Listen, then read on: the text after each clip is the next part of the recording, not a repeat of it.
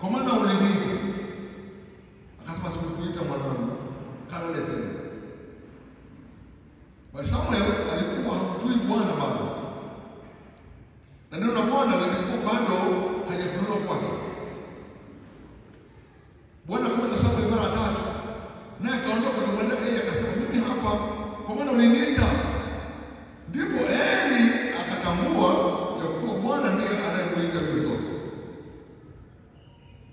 Kwa hiyo Eli akamwambia Samuel, enenda kalale, itakapokuita utasema, nena Bwana, kwa kuwa mtumishi wako anasikia. Kwa Samuel akaenda kalala mahali pake. Bwana akaja akamwita, au ni nani? Bwana akaja akasimama, akaita vile kama kwanza, Samuel, Samuel. Ndipo Samuel akasema, nena Bwana, kwa kuwa mtumishi wako anasikia. Bwana asifiwe. Tuna dakika chache za kupitia maneno, lakini nafikiri yana nafasi kubwa katika utumishi. Hapo hapo nimesoma, ukiacha habari za Mungu aliyenena, tutasoma habari za watu wawili tu, Samuel na Eli. Samuel na Eli. Samuel ni mtoto wa mtu anaitwa Elikana, mamake anaitwa Hana. Samuel alizaliwa kwa maombi. Ni kati ya mtu mmoja ambaye alikuja kwa maombi, mtoto wa Hana alikuja kwa maombi. Na mara nyingi nafikiria kwenye maisha yetu, sio kama Mungu, tunajua kama Mungu ametuleta duniani si kwa bahati. Yaani sio kama Mungu amegundua tuko duniani ndipo akaamua kutuita kwenye kazi yake. No. Unaweza kuwa nadhani kwamba walipozaliwa kwa bahati mbaya, hata Mungu kwa bahati mbaya amewapata. Sasa hivi ndio Mungu anataka kuwatupa. Si kweli. Na ushike tu hilo utakusaidia. Mimi sijui mazingira yako, mimi sijui. Lakini najua kama Mungu wa mbinguni analeta duniani bila sababu. Bila sababu hata Mungu alifanya mambo yote kwa kusudi lake. Hata wao siku za wao Mungu amewatengeneza. Nilikuwa nafundisha kufunza, nilikuwa nawaambia hivi, amua kuvuta bangi. Ukiamua kuvuta bangi, Mungu ni maajabu sana. Mungu ni sawa, Mungu sio kama shetani. Sasa Mungu M-U-N-G-U, Mungu ataruhusu bangi ilivyo kule juu kwa ajili yako. Na Mungu atafanya ikue. Sio shetani, ni Mungu. Ataisha Mungu. Ikue, ivuno na kupata hapa neema wavunaji wasiku na polisi. Ili kufikia mjini uvute ufe. Kwa sababu hata wabaya Mungu ametengeneza wasiku wabaya. Nani mnielewa? Si shetani. Kila mtu anakuja kusema lake. Ndio maana usipokuja kusudi la Mungu kwenye maisha yako na kuhurumia Mungu. Samuel hakuja hivi. Mamake alimnyima kuzaa watoto wakati Mungu anatengeneza mtoto mzuri wa Samuel. Baada ya kufunga milango akazaa watoto wa kiume na wa kike. Watano. Sio kama alishika kuzaa. No. Hakuwa hata hivi. Lakini Mungu alikuwa anasubiri azaa mtoto hadi kwanza kwa Samuel. Na alipoacha kunyonya, mamake alipoachia ili amtumikie Mungu. Kwa nini? Alikuwa na kusudi. Mimi najua. Sasa sina mtu kusema ushuhuda wao. Na mimi najua kama mimi nimezaliwa kwa kusudi kabisa. Wala sina tafifu. Mimi ni mtoto wa 8 nyuma. Mtoto mdogo kabisa wa 8. Lakini najua na sababu ya kuja mtoto wa 8. Na sababu mimi si wa 7 wala si wa 9, mimi ni wa 8. Nilizaliwa kwa wakati wake kabisa kwa kusudi. Bwana asifiwe. Huyu Samuel. Eli alikuwa mtumishi wa Mungu. Kuna jambo linasema kuhusu Samuel moja msisahau. Samuel alikuwa ni mlamu. Biblia pale Paulo anasema babake na mamake walikaa katika milima ya Efraim. Walikuwa sio wa Efraim, hapana. Walawi walikuwa wametawanyika kwenye kabila zote za Israeli. Yeye alikuwa ni sehemu ya Walawi. Lakini hakuwa mlamu Haruni. Kwa hakuwa makuhani wakuu. Lakini alikuwa ni mmoja wa Walawi. Ndio maana mamake alisema kizaliwa huyu nitamwachia afanye kazi ya Haruni. Mamake alijua kwamba anakubalika kusali mlamu. Jamani, Bwana asifiwe. Lakini Eli hakuwa Mlawi tu, alikuwa uzao Haruni, uzao wa zamani. Ni mmoja wa watoto wa Haruni Eli, na kipindi kile alikuwa ni kuhani mkuu, ndiye alikuwa na lindo la kazi ya Bwana kuombea watu. Na tunafahamu kwamba Eli aliweka mafuta kwa kuhani mkuu. Kuhani mkuu anaingia kwa mafuta. Kwa lugha nyingine, ile nafasi ya kuhani mkuu, nafasi ya Mungu, ni kibali cha Mungu. Haijalishi kuna namna gani, haijalishi Bwana yuko kuhani. Oh my God, haijalishi. Yaani haina uhusiano na wewe, na uhusiano na Mungu. Ngoja nikueleze utaelewa. Kuhani wa kwanza mkuu ni Haruni. Ndiye kuhani wa kwanza mkuu. Haruni alikuwa ni kaka yake na Musa. Dada mkubwa alikuwa anaitwa Miriam. Walizaliwa watoto watatu. Miriam, Haruni na Musa. Musa alikuwa ni mdogo. Na ifanye sio mdogo tu, mdogo sana. Maana Miriam alikuja kumwombea kibali kwa mtoto wa Farao.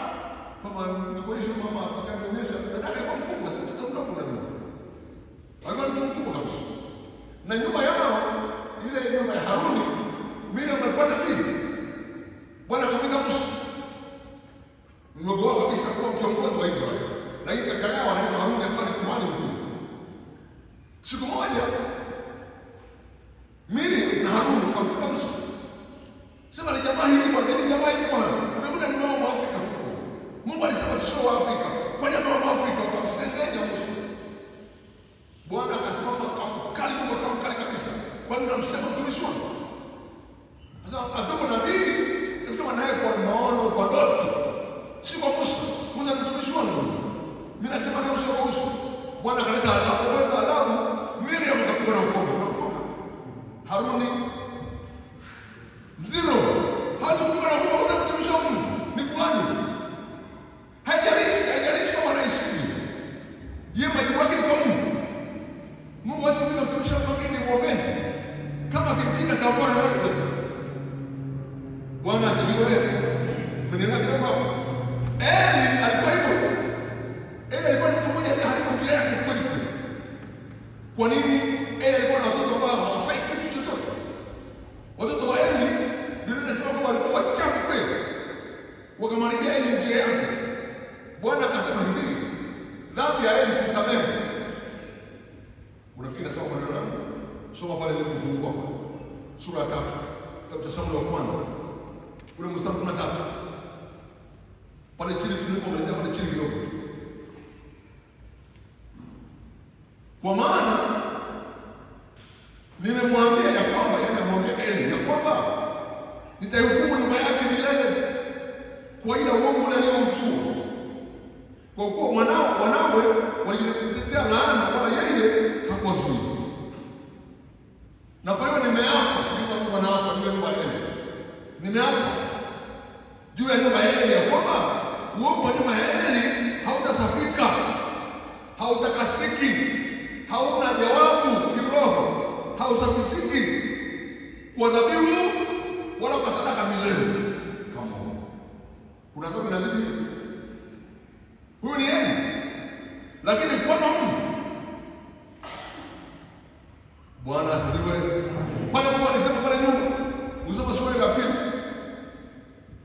Ule mstari wa 30. Ule mtu ambaye amekuja kunena neno la Mungu mbele ya Eli. Kwa sababu Bwana wa Israeli, Bwana Mungu wa Israeli asema, ni kweli.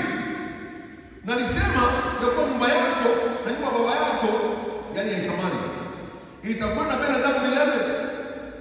Lakini sasa Bwana asema, jambo linaliwa mbali nami, kwa maana wao wanaoniheshimu nitawaheshimu, na wanaonidharau watahesabiwa kuwa si kitu.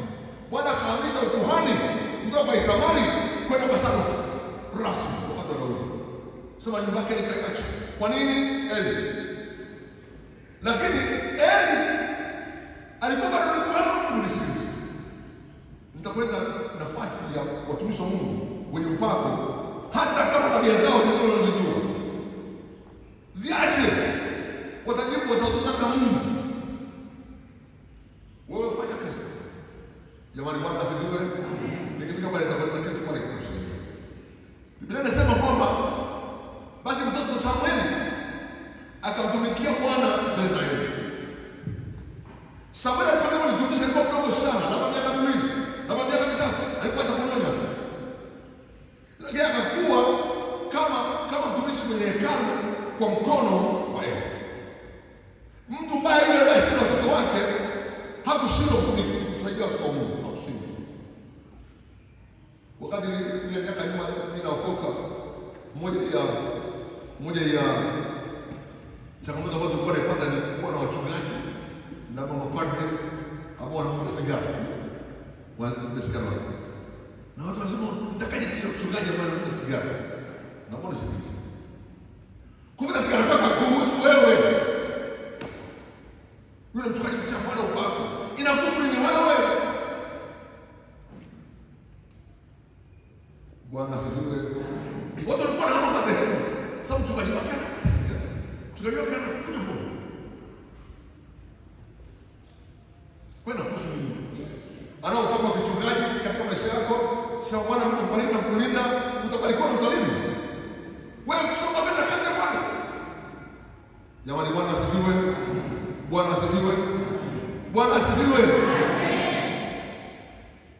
Nilitoa ushuhuda siku moja hapo kwenye Furusi miaka nyuma, labda sikumbuki kama wengine msikia ushuhuda. Nilipokuwa pale Iringa. Na kukalika kwenye ibada, sasa nakwenda jambo lilotokea mara 3. Nilikuwa lazima kama jambo gani? Mimi nilikuwa naingia ibada ya kwanza. Ibada ya kwanza mimi nilikuwa naimba kwaya. Naingia ibada ya kwanza tunaimba kwaya. Kama ibada ya kwanza haingii, kwa siingii ibada kwa sababu lazima niingie ibada ya kwanza kwa chuoni. Sikuwa nimeingia ibada pale Iringa mjini. Sasa hivi inaitwa Kafiki. Kanisa kubwa lile. Alikuwa anahubiri mchungaji. Mchungaji alikuwa anapiga kuokoka kuliko na madhani wewe. Wakati anahubiri akasema, imeibuka dini ya kulia. Na kuna watu wengine waajabu sana. Sema sisi Wahehe, ile kombe. Sisi Wahehe, wanaume halii. Wanaenda wanawake. Hii dini inaingia mpaka wanaume wanalia machozi. Hii ni ajabu sana. Na wao watu wanafikiri kwamba watakatifu watu wote wafikiri wameokoka eti. Wanadhani tunaweza sote kwa mfano. Mzama hebu simama. Naimba kwaya. Ipo pale nikasimama. Nimeudhiki kuendelea baada ya kunika. Yaani ule mzamo umepanda mpaka hapa. Akasema huyu kijana wangu anasoma Mkwawa, lakini kati ya watu ambao wamechanganyikiwa. Yaani kati ya wale watu ambao wanalia. Wakiomba wanalia machozi. Akanisema kwa kabisa wanacheka, unajua. Nikasema mimi nafikiri leo ni mara mwisho kuingia. Kwa nini bwana? Kila mtu ana haki ya kusema mahali popote anapotaka. Kwanza alisaidia kanisa la Mtakatifu ni Pentecost. Wale ndio mimi ni Waanglikana. Sisi nikasema ndugu vitu vyote vyote lazima kutoka hapa na kanisa langu litakalo kuabudu kwa leo kijai. Allah, kwa nini bwana? Basi. Wewe sikubuli sakata nataka nikae nikakaa na hasira na ipo kwa mara mwisho kwa kanisa la Kilutheri, tatoa sadaka ya mwisho kwa kanisa la Kilutheri, tasali mara mwisho kwa heri mchungaji. Kwa kusoma mbele za watu. Basi. Ibada ikamalizika, kamaliza kuhubiri mahubiri yake. Tukatoa sadaka ya mwisho. Baada ya pale tukafika mwisho wa ibada, tukafika mbele kwa kanisa, simameni tufunge ibada. Tukasema. Ibada yangu ngapi? Ya mwisho. Tukasema. Simama. Asema pokeeni baraka ya Bwana. Ninyi wote mnamtegemea. Bwana kanambia unasikia? Baraka Bwana inapokuwa na kina nani? Wanao wasomtegemea. Bwana anambia hawamtegemei wanapokea laana ya Bwana. Vyote vinatoka mchungaji.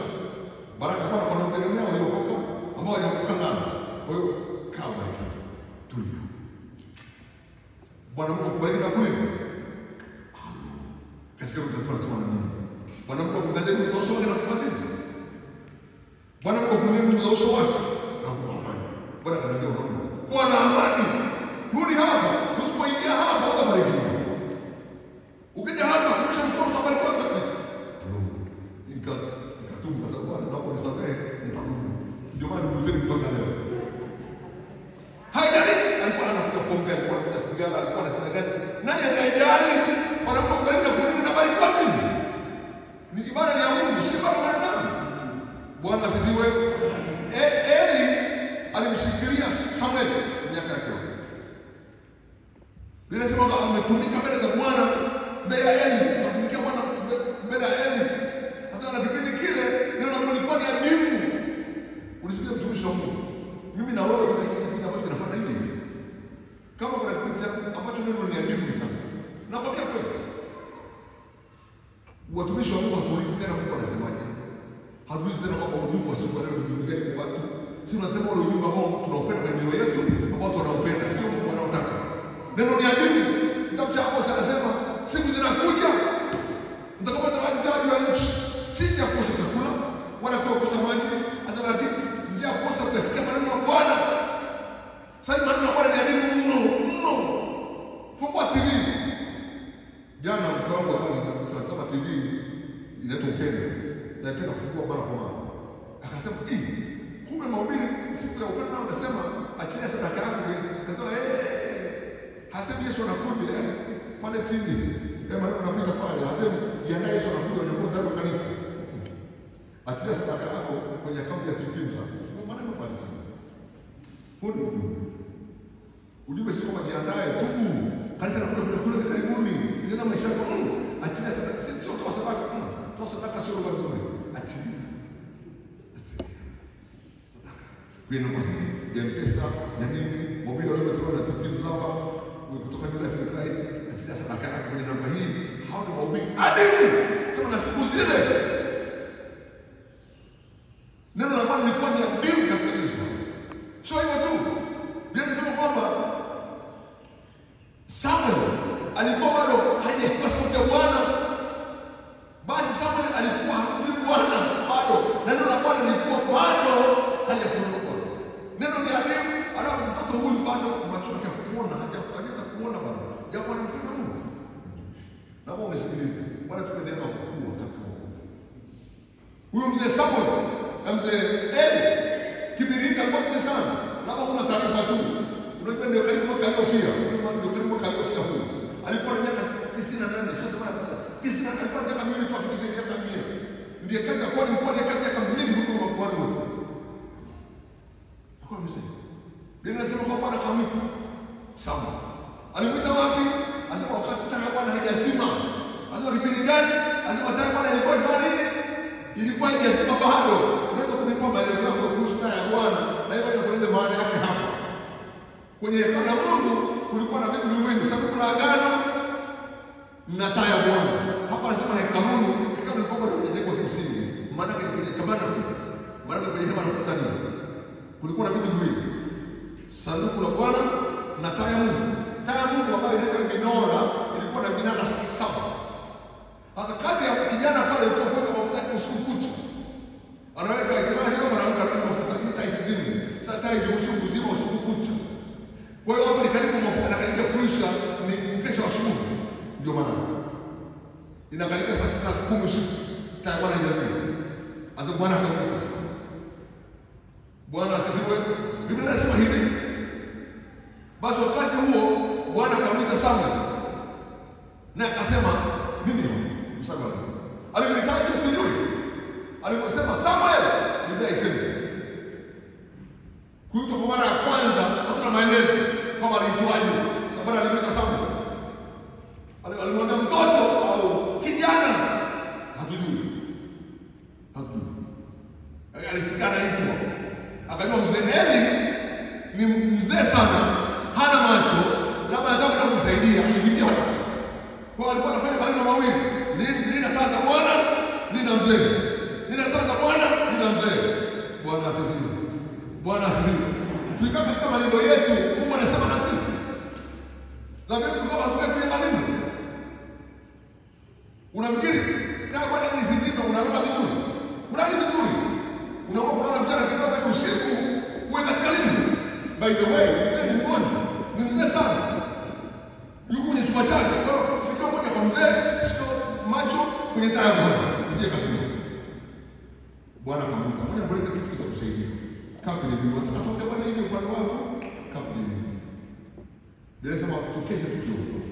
Tukeshe. Tuwe macho. Bwana Samuel akakimbia. Mwambia Bwana nimekuja umeniita sasa sitakuita. Nenda pale. Hakumkemea. Naye ujinga wako nani anakwambia nimekuita? Unifanye sauti yangu. Hakufanya hivi. Sisi wazee ambao tumetangulia mbele za Bwana na tumetangulia katika umri. Tusiwakemee vijana. Wana maswali mengine magumu. Wanaweza kuwa na maswali ya kitoto kabisa. Jibu tu. Mwambie sijakuita. Nenda pale. Sijakuita. Bwana asifiwe. Mimi na mjukuu wangu anaitwa Genesis.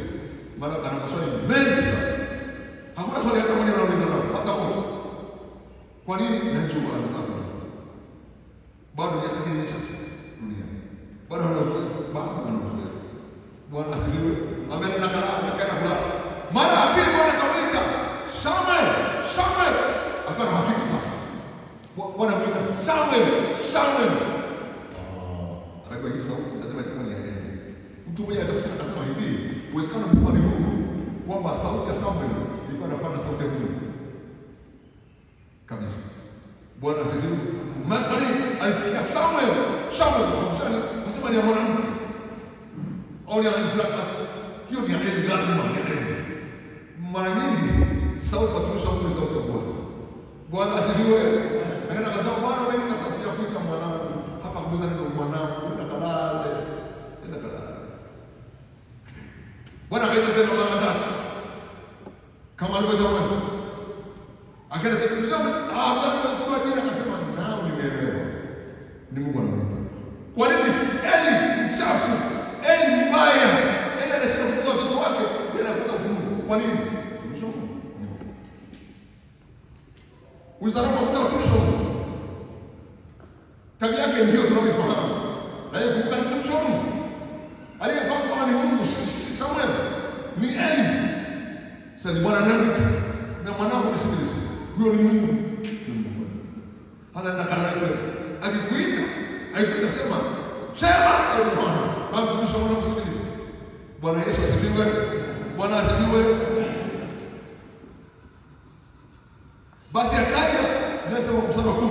Basi Bwana akaja, asema akasimama. Napenda sana. Ufunuo wa kwanza hakujua hata kama ni jina au sio jina. Wa pili Samuel. Wa tatu akona na macho. Bwana amesimama. Hakusikia sauti tu. Bwana amesimama mbele yake. So Samuel. Akaja Bwana. Tunasema Bwana. Tumisho kwa sababu. Bwana asifiwe. Bwana tupe neema sisi tunataka mtumishi kweli. Bwana tupe neema kwa mtumishi. Tukae chini ya watu wanaotusaidia kama kina Eli. Haijalishi wako na mafuta. Miaka yetu inashinda moja kubwa.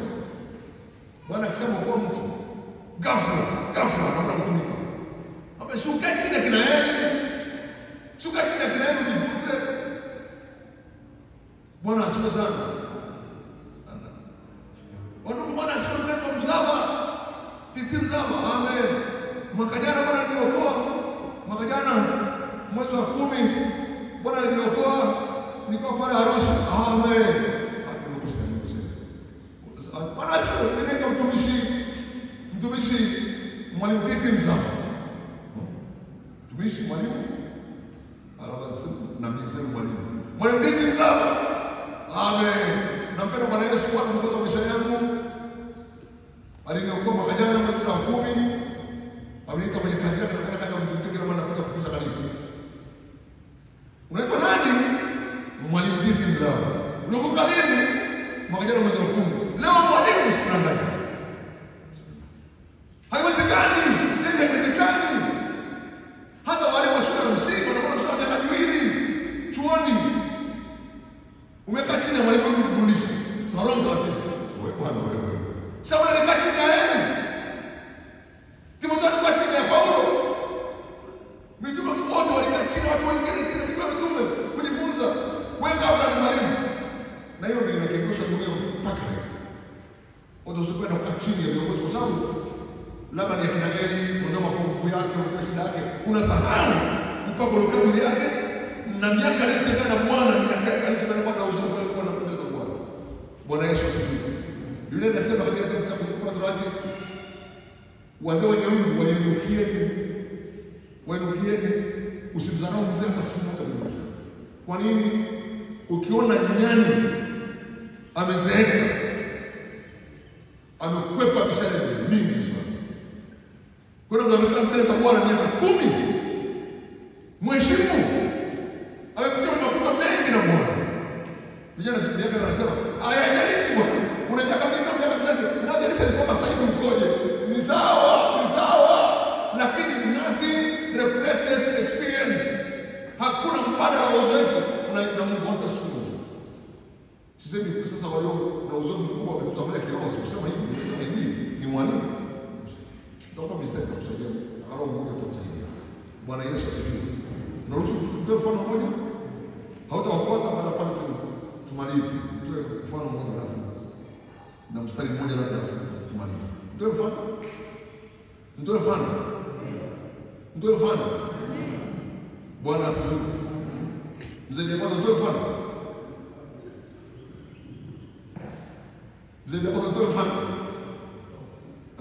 Bwana asifiwe. Jamani, Bwana asifiwe. Bwana asifiwe. Amen. Ameruhusu na Mungu. Basi. Ameruhusu. Alikataa nisema mwisho. Bwana asifiwe. Hebu tueleze kwa nini wewe ndio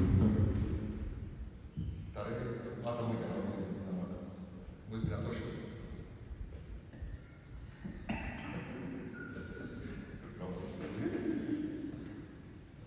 Nilikuwa darasa la 5.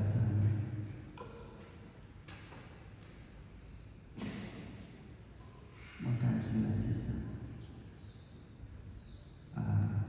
Akaja mwezi wa 9 kama huu, akaja mhubiri kutoka Uganda, akaletwa na headmaster wa shule yangu ambaye naye alikuwa ameokoka, akatuhubiria Jumamosi, Ijumaa, Jumamosi, Jumapili.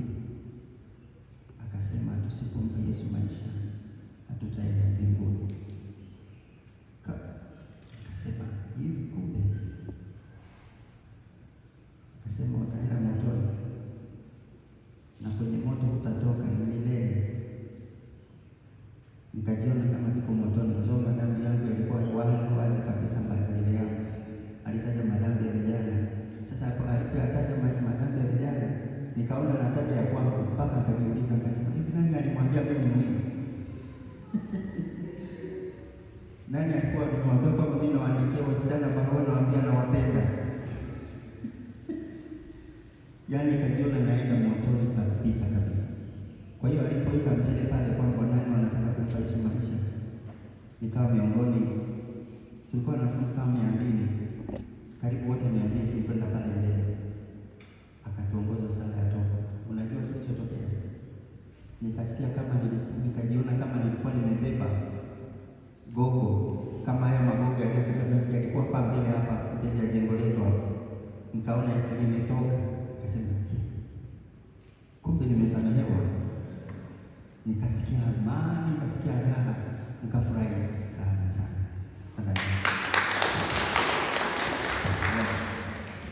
Bwana asifiwe. Sasa alikuwa magari alikuwa ndio na nisi kwa nini? Sasa unaweza kudharau uzoefu alikuwa hata siku mwezi wa 9 hapo, mwezi huu ni birthday yake ya kiroho. Mwezi wa 9 ni birthday yake ya kiroho. Fikiria miaka mingapi? Miaka 66 ametembea na Yesu. 66. Hauna sema haijalishi. I'm sure.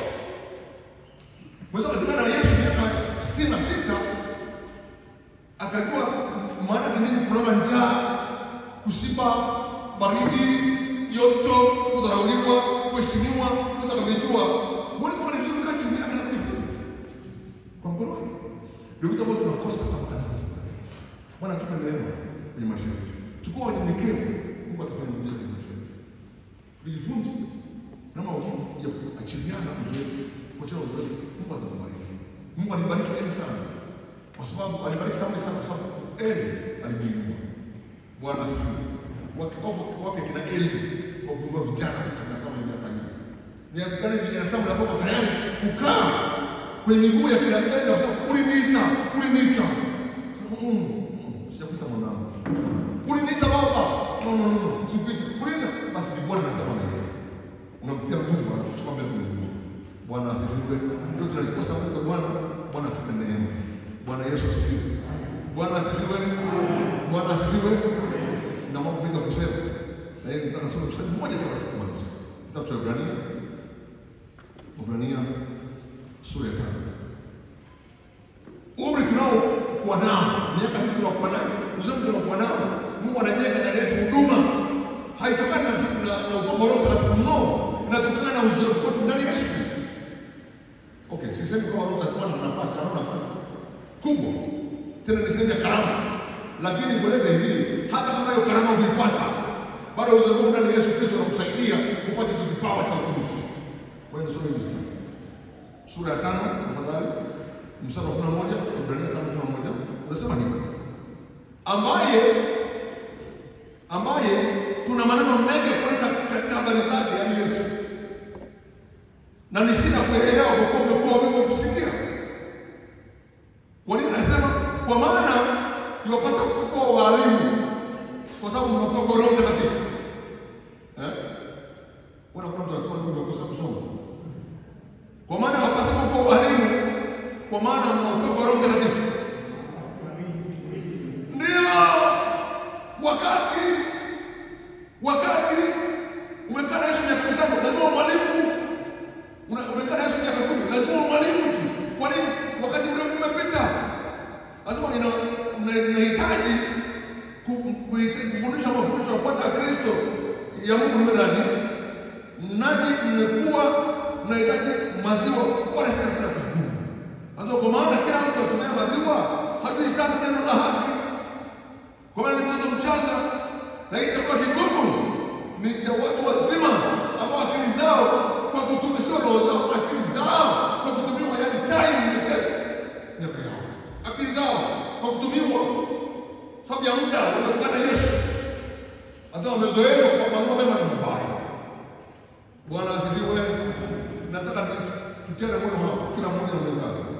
Kwamba bado kila mmoja na mwenzake mtumie. Hapa ni jambo pekee yake hana mwenzake mbele yake. Lakini sisi wengine wote tuna mtu aliye mahali pake. Kaa chini ya somo ya Eli usaidike.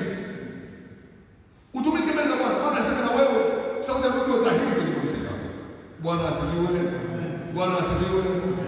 Bwana asifiwe. Nina haja nawe